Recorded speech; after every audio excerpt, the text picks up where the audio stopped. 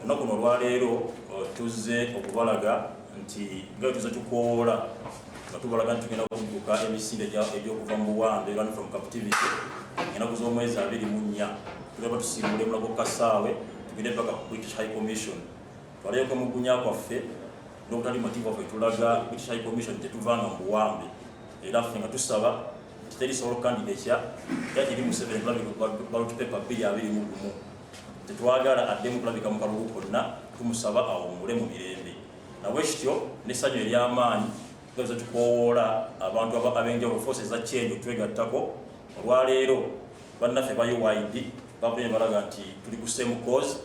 ne baanokulumulanga nti tugenda kukolagana wamu mu nsonga eno baffe bagala kuba nga tujjawo okupuniriza omwami Museveni so olwaleero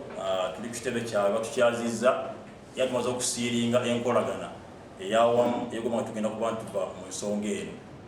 mpozi era mbalaga nti ekiwandiiko kitugenda okubatwala ku commission kyawedde era kyekino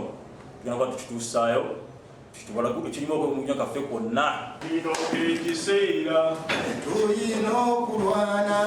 mu biseera eby'omaaso tufune